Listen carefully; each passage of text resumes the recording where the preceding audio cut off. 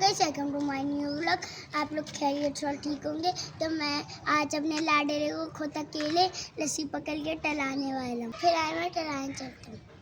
करम का करूं शुक्र कैसे अदा, हर एक लम्हा है, हर एक पल है, जर्रा जर्रा जर्रा दिल का मुस्कुराए। कोई ऐसा भी है मेरा हम सफर, जिसको मुझसे भी ज्यादा मेरी है फिक्र। तूने मैं अभी लाडेरे को टहलाया था। आप लोगों को कैसा लगा मेरा लाडेरा है?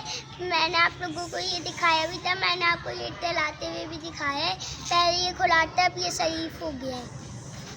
गाइस, आप लोग लाइक सब्सक्राइब कमेंट करें ताकि मैं आप लोगों को और नए नए व्लॉग्स बना के दूँ। आप लोग नहीं कर लें।